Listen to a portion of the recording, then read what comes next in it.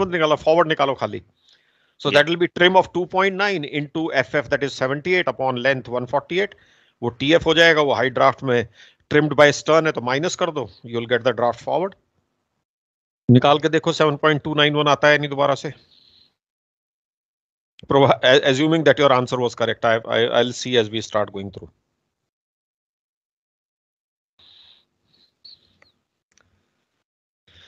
Okay, इधर देखो जरा. Length ये particulars आ गए. Trim is 1.8 meters by stern. Light grounding takes place at the forward perpendicular. That is the first thing we ascertained. Then the slope of the seabed over one ship length is 2.9 meters. That is by virtue of sounding that we got. First, we have to find out our draft at the forward end. Why? Bracket में लिखा हुआ है. Because that is the first point of contact. अब अगली बार तो नहीं भूलोगे मेरे भाई इसको. बॉस लोगों अब तो नहीं बोलोगे इस चीज को. नहीं सर, नहीं सर, नहीं बोलेंगे. First to find our draft forward, which is why forward, because that is the first point of contact. अगर first point of contact aft होता तो हम ये draft aft निकालते, कोई और point होता तो हम वहां का draft निकालते. When, for which moment? When the vessel just sits, that means first time sits on the seabed overall. For that, we cannot avoid calculating P. So initial trim is 1.8 meters by stern. Trim when just sitting overall is 2.9 meters by stern. Trim change is 110 centimeters by stern. I don't think there should be any problem about this. Trim change is equal to P into FF upon MCTC. Why FF? Because that is the lever, trimming lever of P from center of flotation to forward end where P is acting. When we put these values, we get value of P as 372.3 tons. Correct, beta? Yes, sir, correct. Okay. Ab, our draft will be equal to initial draft forward minus mean rise because of this minus TF of the trim caused. अगर ये method लगाओगे तो TF will be the TF of the trim caused. And when you put these values, you get the draft forward as 7.034. एक बार देखो बेटा इसको दोबारा से. तुम कुछ और दे रहे थे मुझे, 7.291 दे रहे थे. क्या बात थी उसमें? या मैंने गलती की हुई है, मुझे नहीं पता. देख लो एक बार please, just check. Have I made any mistake?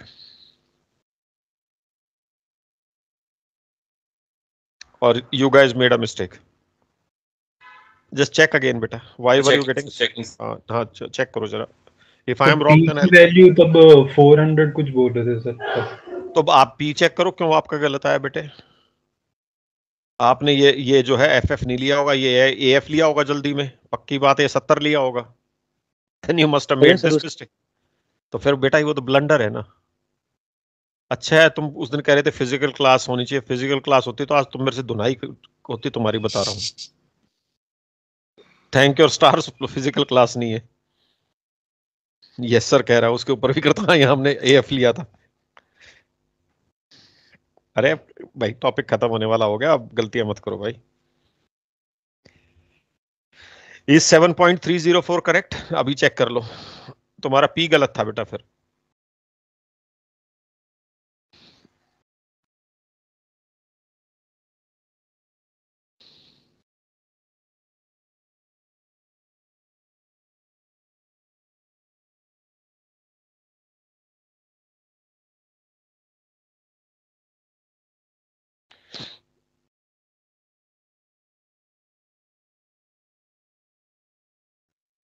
हाँ जी, validated 7.304.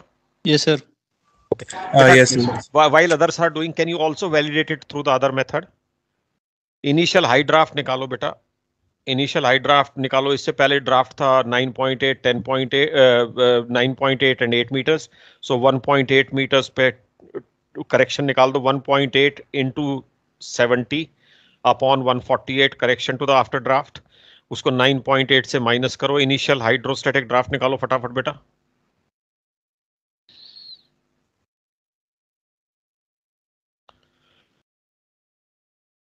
8.948 ओके 8.948 या 9 जो भी है उसमें से अब माइनस करो mean rise. This mean rise is 372.3 upon 32. इसको बेटा सेंटीमीटर्स में कन्वर्ट करके इसको मीन राइज को माइनस करो. Get me so this will give us the hydrostatic draft when ship sits overall for the first time. So give me the hydrostatic draft. 8.33 8.833. Okay, 8.833 beta is the hydrostatic. ये यहाँ तक समझ गए? This will be the hydrostatic draft when ship sits overall for the first time. हाँ जी sir. And the trim. वापस sir से एक बार वापस एक्सप्लेन कीजिए सर. सॉरी. बताओ क्या नहीं समझ में आया बेटा? सर मीन ड्राफ्ट से जो इसको डिवाइड करेंगे तो सर सिट बाय ये तो एक मिनट नहीं तुम कहाँ पे जाके अटके हो? हम क्या कैलकुलेट कर रहे हैं अभी? What are we trying to calculate now बेटा? ये जो पैरेलल मेथड निकाला था जो इसमें क्या कैलकुलेट कर रहे थे हम? फॉरवर्ड ड्राफ्ट कैलकुलेट कर रहे थे ना अभी जो कैलकुलेशन चल रही थी. हाँ तो फॉरवर्ड ड्राफ्ट तो अभी बीच में जो स्टेप था वो क्या था? We were trying to find the hydrostatic draft when she sits overall for the first time, right? Okay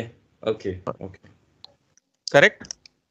ठीक है सर. ओके तो तुमने इनिशियल हाइड्रोस्टैटिक ड्राफ्ट से मीन राइज माइनस कर दिया. मीन राइज तो हर ड्राफ्ट पे लगेगा ना बेटा? हाँ सर. ठीक है. तो मीन राइज माइनस किया तो उसने क्या दिया तुम्हें?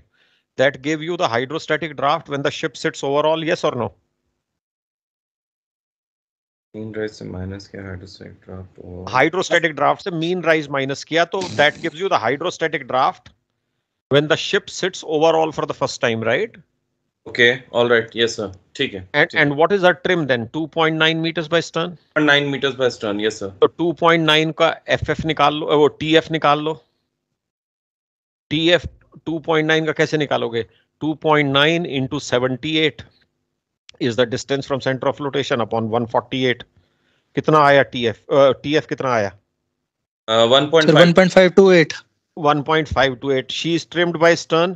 तो ऑब्वियसली हाइड्रोस्टैटिक ड्राफ्ट ज्यादा होगा, फॉरवर्ड ड्राफ्ट कम होगा. तो जो ये हाइड्रोस्टैटिक ड्राफ्ट आया है जो अभी कैलकुलेट किया था इसमें से ये TF माइनस कर दो. That should give us again the same draft of 7.304. Same आ रहा है sir. Correct. So I was just wanting to highlight कि कान कैसे भी पकड़ सकते हो जो तुम्हें स्ट्राइक कर जाए. There will be occasions when the same thing can be obtained in multiple ways. तो कल को किसी बुक में किसी और ढंग से देखो तो ये ना हो कि हमें तो क्या कराया था, ये क्या है. Have you understood both the methods? Yes sir. Okay. Now, having got this draft forward, when she sits overall for the first time, now we will proceed with part 1 and part 2. Now we come to part 1. Now part 1. Draft forward at light grounding is equal to the depth forward end, then that is 8 meters. Correct, beta?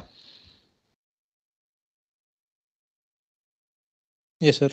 Question कहता है level falls bye 30 centimetres. हम कोई तुक्काबाजी नहीं करेंगे. It has to be established. So the drop in level is 30 centimetres. So the draft forward will also reduce by 30 centimetres.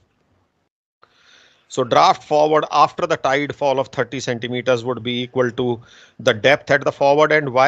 Because at the point of contact, after the contact is made, draft and depth vary together, correct?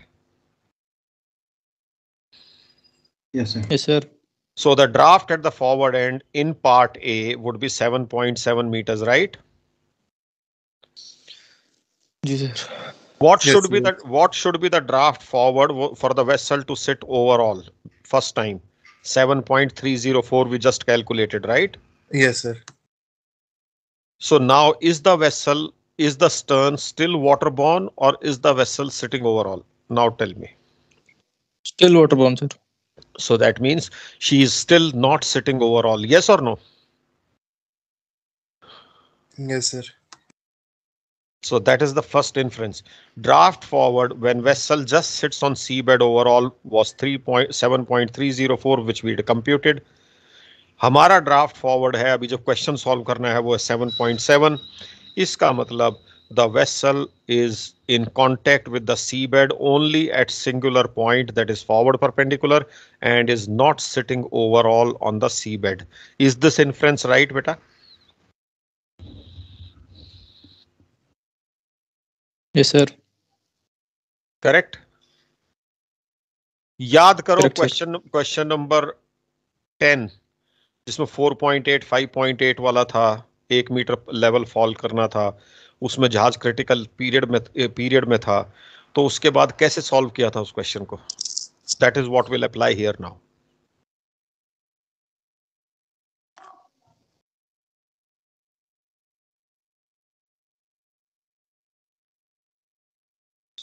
कैसे करोगे इसको आगे बताओ?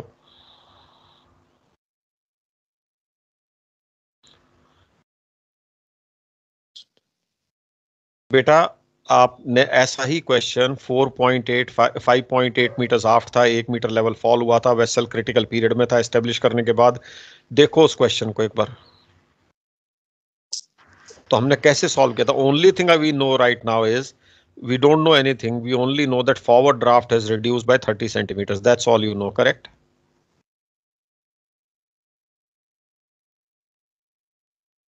Sir वो decrease in draft वाला करेंगे sir? Correct, correct बेटा, वही लगेगा ना, because that's what I just said. This only tells you, आपको ना पीछे का ड्राफ्ट पता, ना ट्रिम पता, ना कुछ पता, आपको सिर्फ इतना पता है कि forward draft has reduced by 30 centimetres. That is the only information you have, right? Yes sir. And this reduction in draft will be on two accounts. One will be mean rise and other is the TF component of the trim caused because of this P, which is at 30 centimeters, after 30 centimeters fall of level, right? Yes sir, वहां से P निकाल लेंगे. Correct. We'll find P for part 1 then. So the change in draft forward is equal to fall in tide level, that is 30 centimeters, and change in draft forward is equal to mean rise plus TF. We know this mean rise is P upon TPC, and TF will be equal to TC into FF upon L. What is TC equal to? This is because of P. P into FF upon MCTC will be the trim. Let me change to pen here. This is what is the trim caused by P. Correct, beta?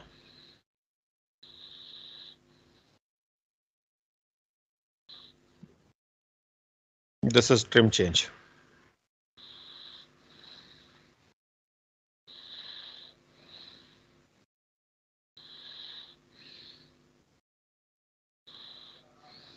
Right, guys?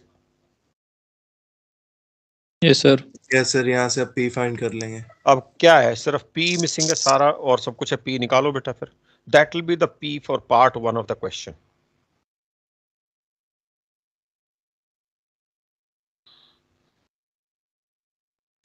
Please calculate P. सारी values MCTC TPC सब कुछ आपके पास है, उन values को डाल दो. Length वगैरह पता है, FF 78 है, सब वैल्यूज को डाल दो and that gives you P of 160.5 turns.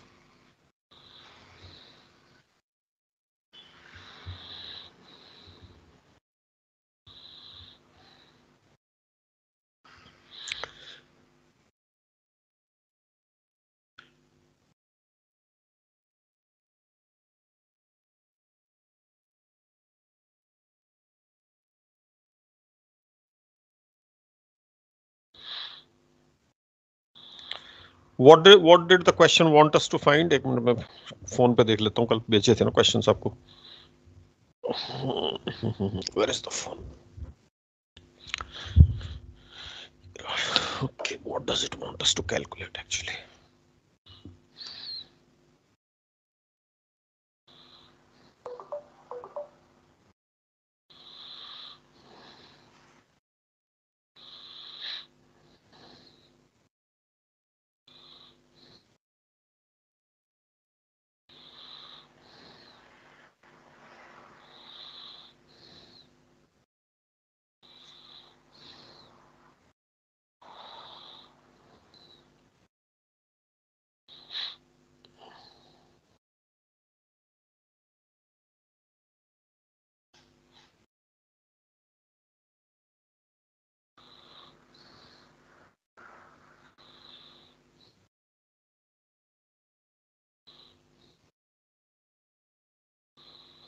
ये तुम्हारे असाइनमेंट का क्वेश्चन नंबर है 6th. He wants you to find the drafts after the tide falls. He doesn't want you to find GM. He wants you to find the drafts. Now, how can you find the drafts? बेटा ये तो बता दो. In part A.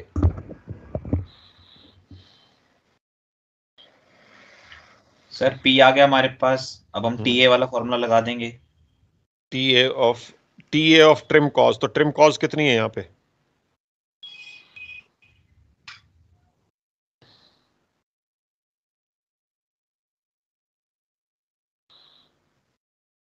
इस P को यहाँ value को डाल के trim cos निकाल लोगे बेटा, पहले भी किया हुआ ऐसे. So the draft forward you already know is 7.7. वही हो जाएगा ना, P into AF upon P into FF बेटा. FF upon ये जो सर्कल क्या है बेटा यहाँ पे, this is the trim formula ना बच्चे, ये वाला. हाँ जी सर, ऊपर वाला. ये जो सर्कल क्या हुआ, this is the trim formula. वहाँ P की वैल्यू डाल दो, ट्रिम मिल जाएगी cos because of this P. हाँ जी sir. So TC is 0.474 meters by stern because of this P acting at the forward perpendicular by stern, of course. Is the calculation right? Just check.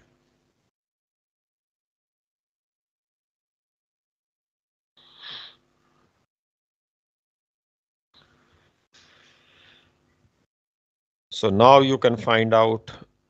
अब ये बताओ, मैंने TC निकाल लिया, अब मुझे छोटे ढंग से बताओ, लंबे ढंग से मत बताओ, मुझे छोटे ढंग से मैं हाफ ड्राफ्ट कैसे निकाल सकता हूँ. फॉरवर्ड तो पता है ना 7.7 है.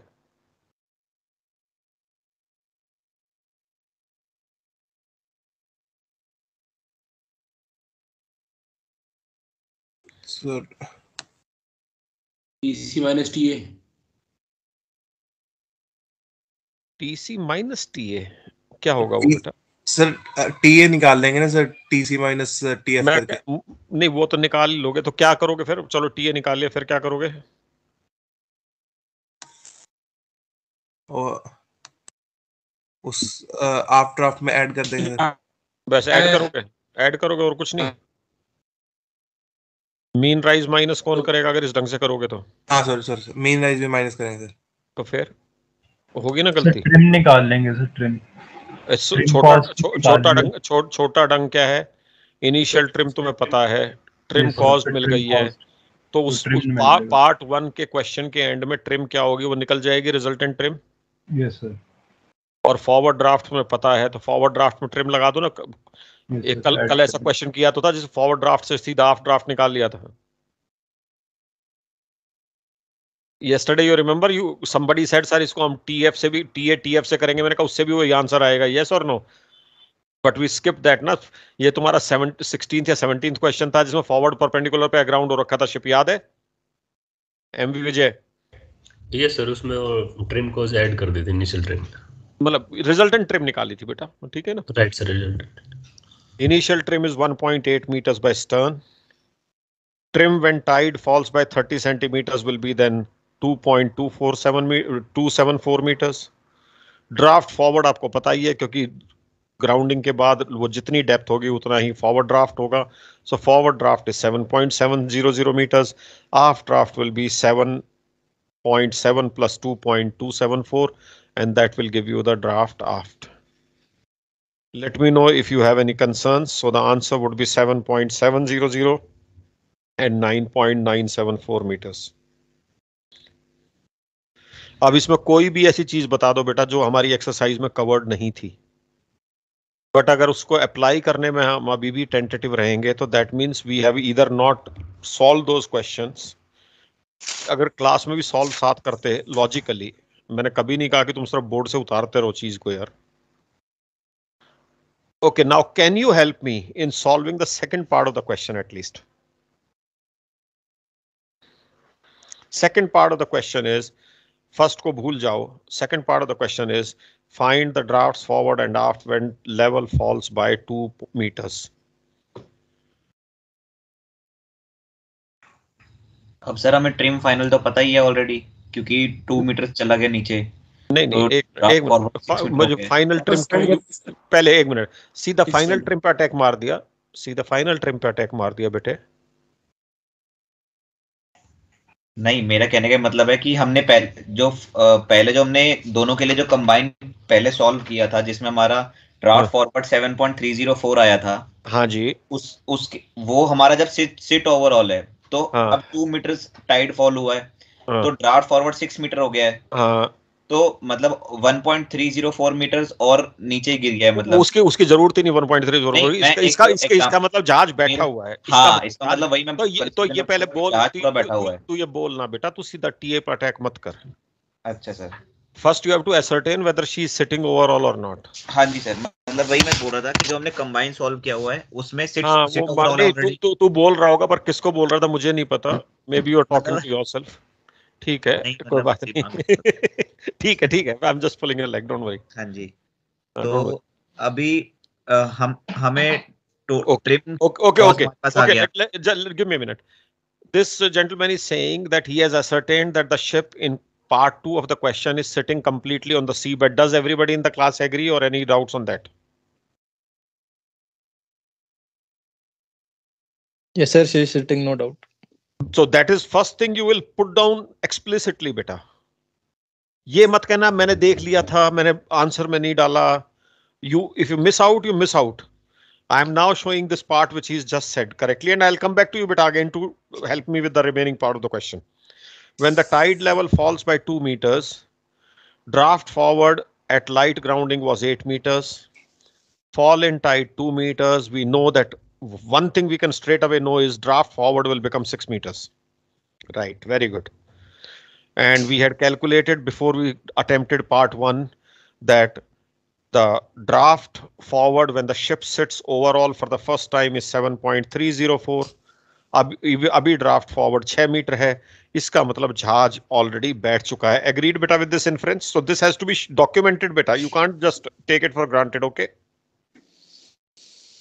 Okay okay sir. Okay, now you tell me how can I get the draft aft. और अगर तूने लंबा घुमा के रास्ता बताया ना, चाहे वो सही हो, फिर भी मैं तेरे को छोड़ूंगा नहीं. बता. सर ट्रिम 2.9 है तो वेरी गुड, शाबाश, वेरी गुड, शाबाश. कान घुमा फिरा के मत पकड़ो. If she is sitting overall, उसके बाद उसकी ट्रिम 2.9 मीटर्स रहनी है. अगर ट्रिम 2.9 मीटर्स रहनी है और ड्राफ्ट फॉरवर्ड 6 मीटर है, तो घुमा फिरा के कान क्यों पकड़ना? पीछे का ड्राफ्ट ऑटोमेटिकली 8.9 मीटर्स हो गया. यस और no? Direct 8.9, yes sir. Yes. Trim is equal to slope of the seabed 2.9 meters. Draft aft will be 8.9 meters. So answer to part 2 will be 6 meters and 8.900 meters. इसी में अगर P निकालना होता तो P वो virtual GM निकालना होता, KM दे देते तो वर्चुअल GM निकाल लेते. And this is how this question would have been attempted then.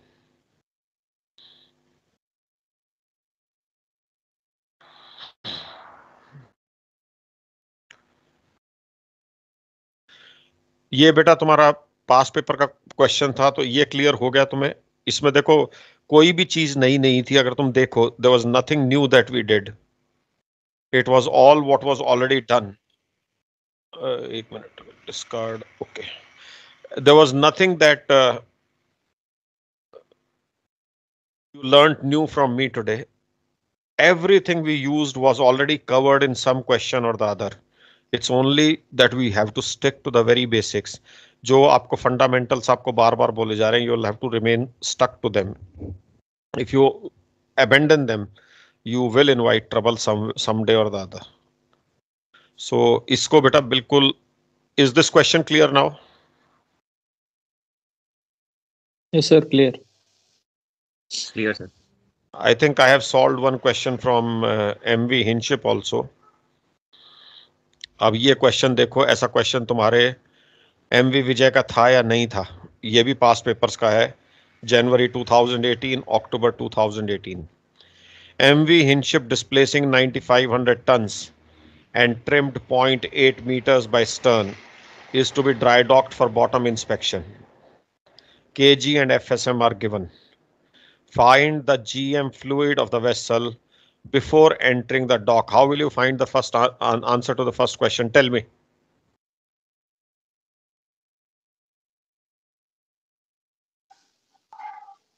Sir hydrostatic particular से KM की वैल्यू निकाल लेंगे sir. minus Okay. kg minus FSC then GM fluid. और एफएससी के लिए और क्या निकालना पड़ेगा हाइड्रोस्टैटिक पर्टिकुलर से? डिस्प्लेसमेंट. Displacement.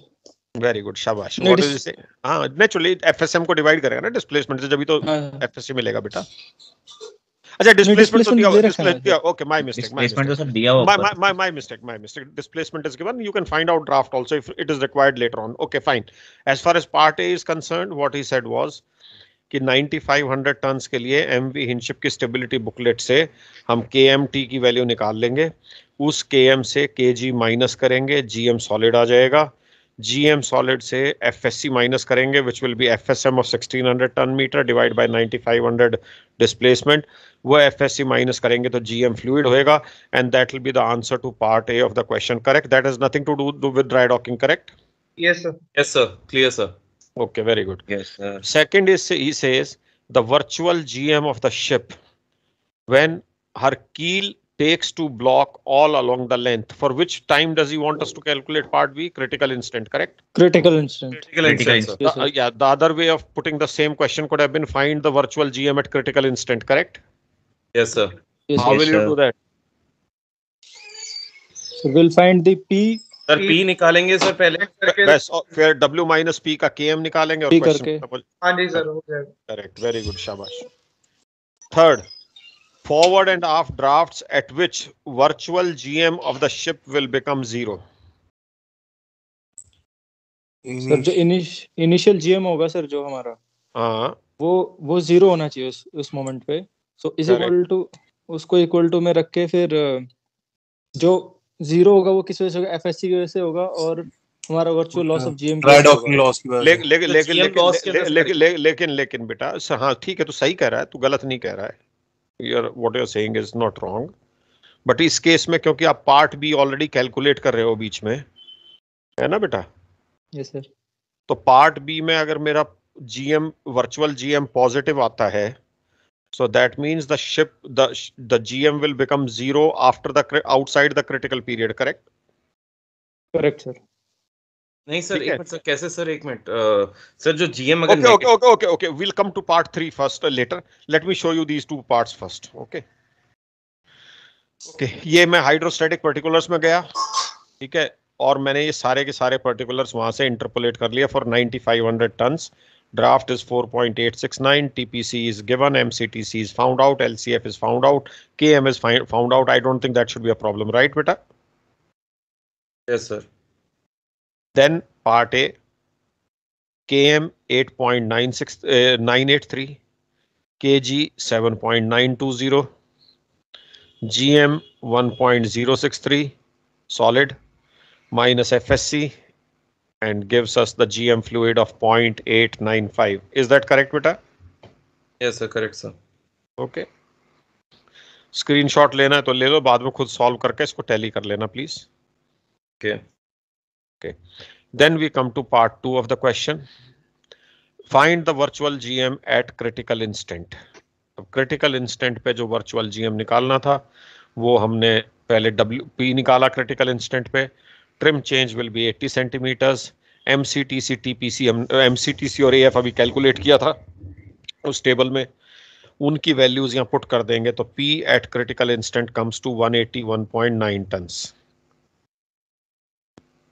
ये इनिशियल डिस्प्लेसमेंट के अगेंस्ट हमने ये सारी वैल्यूज MCTC और LCF की निकाल ली थी. अब यहाँ पर हमने LCF लिखना शुरू कर दिया because in MV हिंशिप AF is being referred to as LCF. Is this up to P clear बेटा, या इसमें भी कोई डाउट है? Clear sir, clear. Clear sir. अब इस P के लिए W minus P के लिए KM निकालेंगे. We'll go to the stability booklet of MV Hinship and we'll find the KM. अब इस KM में से KG माइनस करेंगे, GM सॉलिड आ जाएगा. FSC माइनस करेंगे W minus P से डिवाइड करके, वो GM फ्लूइड आ जाएगा. फिर वर्चुअल लॉस लगाएंगे, वो हमारा वर्चुअल GM आ जाएगा. So here is the working. KG minus किया, GM सॉलिड आ गया. FSC माइनस किया, GM फ्लूइड आ गया. उसके बाद वर्चुअल लॉस माइनस किया तो हमारा virtual GM, the answer is 0.796 metres. Correct बेटा? प्लस है, यस और नो? Yes sir, plus में है sir. Okay. ओके. सो जिसने भी मुझे कहा था कि पार्ट सी के लिए you were absolutely right. You have done that question based on question number 4, I think 6 of the MV Hinchip, या क्वेश्चन नंबर 2 जहां desired trim was to be 0.3 metres. तुमने वो वाला सिस्टम लगाया, बिल्कुल सही है, उसमें कोई गलती नहीं है. लेकिन उसमें हमने एफएससी इसलिए लगाई थी बिकॉज वहां पर as part of the process we had not calculated कि शिप क्रिटिकल पीरियड में है या बैठ चुका है. करेक्ट बेटा? इस क्वेश्चन में पार्ट 2 से एक चीज तो हो गई कि जीएम 0 होने से पहले शिप पूरा का पूरा बैठ चुका होगा. यस और नो? हाँ सर, उसके बाद तो वैसे ही कुछ फर्क नहीं पड़ेगा. हाँ जी सर. उसके बाद तो एफएससी मतलब अगर उसके बाद 0 हो रहा है तो FSC will have no role to play. Yes और नो? हाँ sir. Correct sir. FSC 0 so that means हाँ, तो you can always put a clause and say that as the virtual GM at critical instant is positive, the GM will become 0 after the vessel has gone outside the critical period. Therefore, the only account on which GM would be lost would be the virtual loss, as effect of FSC will be then not applicable. Correct, beta? Is that correct, what I said? वो वापस repeat करेंगे sir. मैंने ये कहा है बेटा कि as in part B the GM of virtual GM of the ship at critical instant is positive, that is plus 0.796 meters. Therefore, the GM would become 0 after the vessel has gone outside the critical period. That means post critical instant. Yes or no? Yes sir, correct. Right. Therefore, the GM would be lost only on account of virtual loss, as the loss of GM because of FSC shall not be applicable after the vessel has gone outside the critical period. Now, whatever I have said, is that making sense? Yes sir, now clear. Okay, fantastic. तो बस सब किसी ने class में से पहली बार सही बोला था कि हम पहले KM निकालेंगे. किसके लिए KM? वो हमने टेबल में निकाल चुके थे 9500 टन के लिए. ठीक है, ये हमने KM था 8.983. इससे शिप की kg माइनस की, that became the GM solid. Now this GM is to be lost on account of these two things. अब उसके चक्कर में ये हमारा आ गया, दोनों के दोनों में कर दिया हमने. ठीक है, इसमें हमने एफएससी भी लूज की और इसमें हमने वर्चुअल लॉस भी किया. तो इस क्वेश्चन के there will be 2 different independent ways of handling this question. One way would be that you put a clause here and say that my vessel is becoming, the GM is becoming 0 outside the critical period. Therefore, I am intentionally leaving out this loss. So please be careful about this question. Both answers would be equally right. There is absolutely no problem with the answers. अगर आप ऐसे करोगे तो ऐसे करके answer निकाल दोगे. दूसरा ढंग ये है कि अगर मैं सूटेबल वर्डिंग से क्लॉज करूं तो I can leave this out, and obviously in both the cases the answers would be different and answers would be reasonably different. ये आसपास भी नहीं होंगे, काफी डिफरेंस आ सकता है आंसर्स में, एफएसएम एफएससी इंक्लूड करके या ना करके. सो अगर आप ऐसे करोगे तो you will get the answers as I have solved. अगर आप इसको बिल्कुल ही उड़ाना चाहो तो जो मैंने स्टेटमेंट्स अभी बोली थी वो वाली स्टेटमेंट्स आप डाल सकते हो. Choice rest entirely with you on the third part of the question. Is that clear बेटा? तो ये एमएमडी के जैसे क्वेश्चंस की आंसर की होती है, जो भी मतलब टीचर्स को चेकर्स के पास जो होती होगी. बेटा ऐसा है कि पहली बात तो अब ये देखो, ये आंसर की किसने बनाई है, वो उसके मन में क्या चल रहा था. It will be difficult for me to really say, right?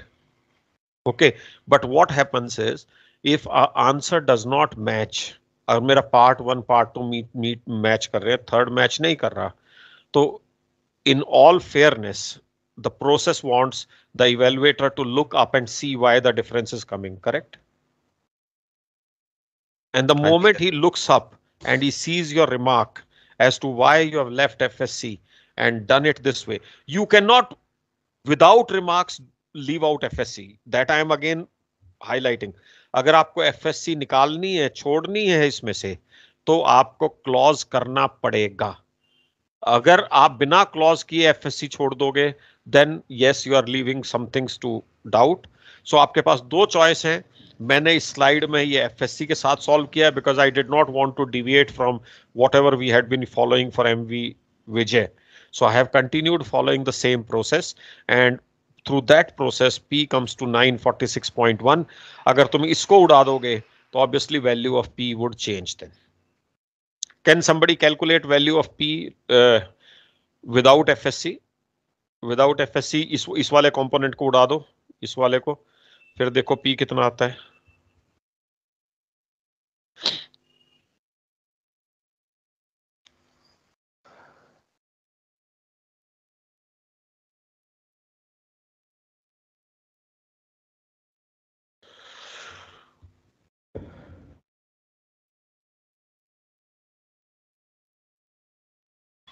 How much is the P coming without FSC, beta? Can somebody calculate and give me? 1124.2. 1124 So बेटा ये इतना फर्क आ रहा है 1124. तो अबाउट 200 टन 150 टन का फर्क आ रहा है इसमें, 200 टन का. So that is the difference in P that is coming because of either including FSC or not including FSC. What am I again saying on record? If you do not clause, then please put FSC. If you want to clause and leave it out, basis the earlier calculation, then that's also correct. That cannot be construed as wrong. Why I have raised the second issue? Second issue मैंने इसलिए raise किया कि इससे पहले तुम्हारे मन में doubt हो कि सर ने हमें कहा था कि क्रिटिकल पीरियड के बाद FSC अप्लाई नहीं होगा. So that's what I have told you.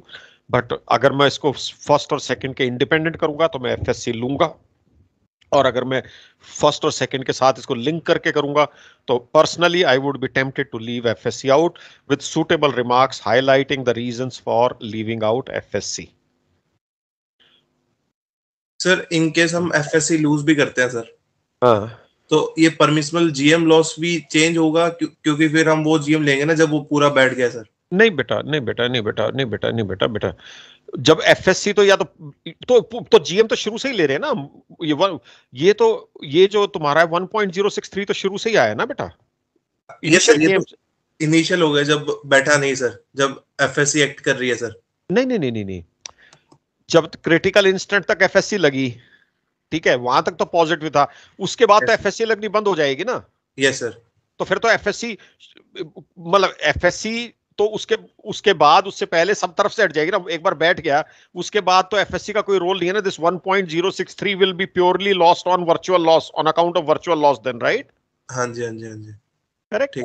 तो it's up to you. 1124 point कुछ निकालोगे वो भी ठीक है, provided it is adequately closed and put down, और 946.1 टन निकालोगे तो भी ठीक है. अब मैं तुम्हें यहां पर एक चीज बताना चाहता हूं. अगर आप MV हिंशिप की सॉल्यूशंस देखोगे तो question like this, and what is this question, जिसमें हमने इनिशियल KM यूज किया है. क्योंकि हम बेटा आप याद करो, हम बार बार क्या कहते आए हैं कि जब वर्चुअल GM निकालते हैं तो हमें KM कौन सा यूज करना चाहिए? W - P का, correct? Yes sir. And here which KM have we used? We have used the KM for W and not W - P. और मैंने तुम्हें क्या कहा था कि अगर हमें एक्यूरेसी बढ़ानी हो तो हम आइट्रेशन कर सकते हैं एक स्टेप. यस और नो? मैं सिर्फ पार्ट C के कॉन्टेक्स्ट में बात कर रहा हूं. MV हिंशिप में अगर आप सॉल्यूशन देखोगे तो ये जो 946.1 या 1124 पॉइंट जो भी निकालोगे, it is basis the KM which is for 9500 tons and not W - P, correct beta?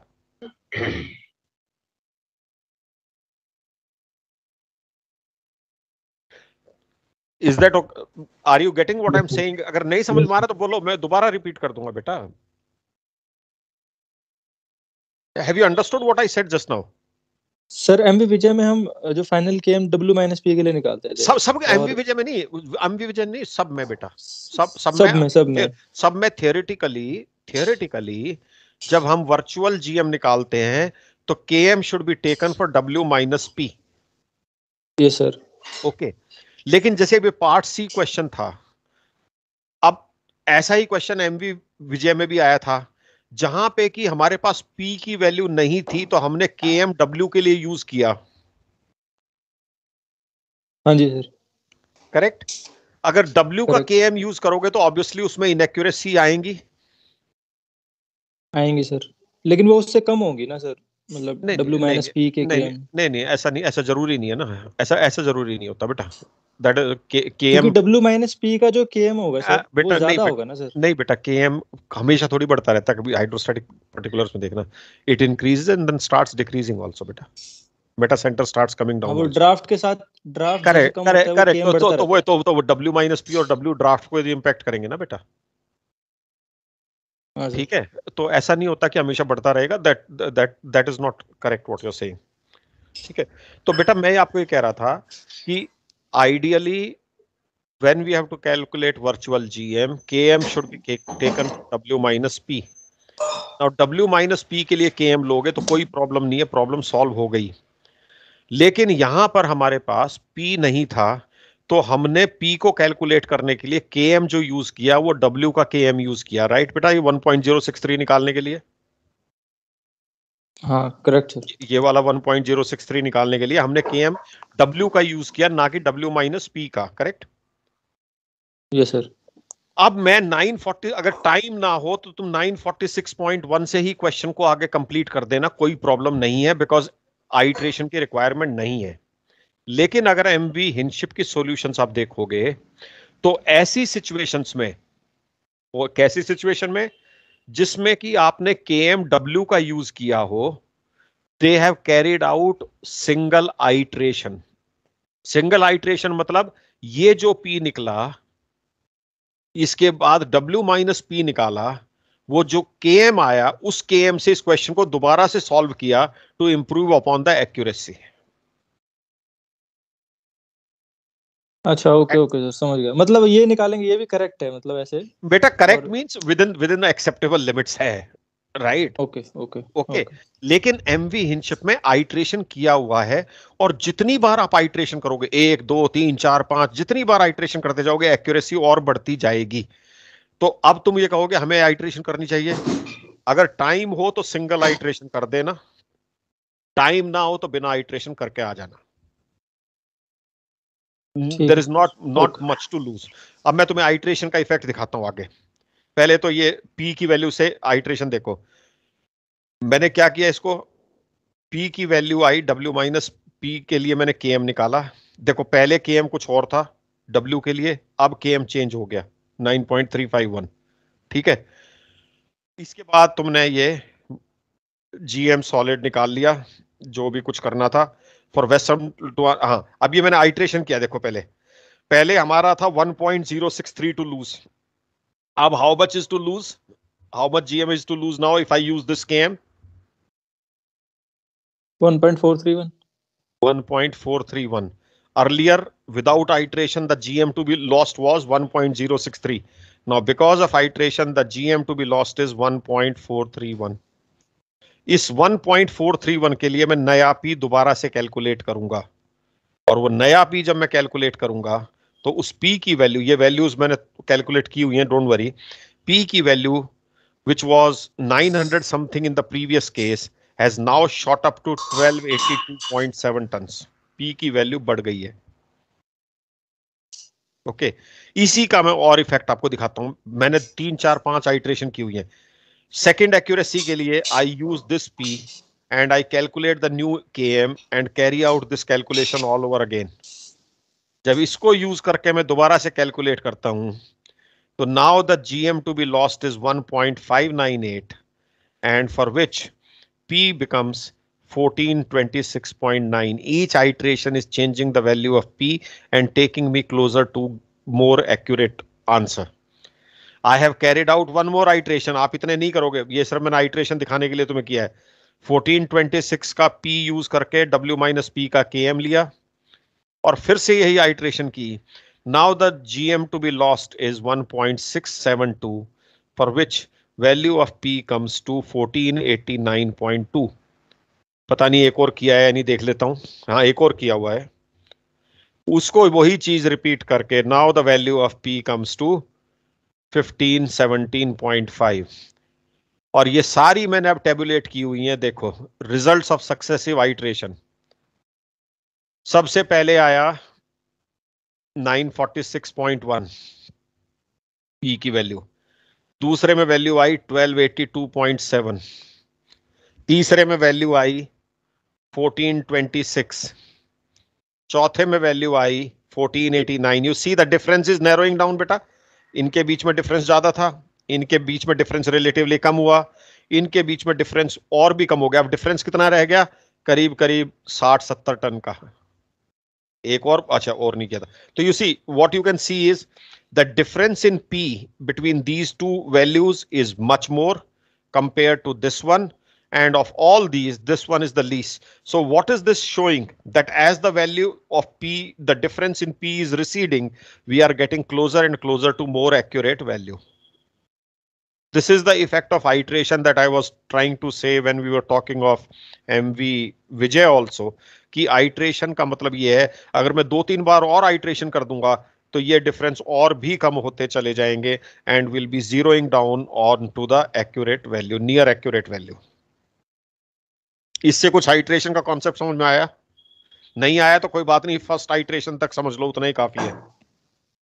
नहीं सर, आ गया सर, आ गया. जैसे जैसे वो P की वैल्यू मतलब डिफरेंस कम होता जाएगा उतनी हम एग्जैक्टली KM की एक्यूरेट वैल्यू पे पहुंच जाएंगे. या तो कोई कहे कि जैसे तुम कह रहे थे ये हाइड्रोस्टैटिक पर्टिकुलर यूज किया, ये KM यूज किया, वो KM यूज किया, तो अगर मेरा इंटरेस्ट ज्यादा एक्यूरेसी में है तो I can address that issue through the process of hydration.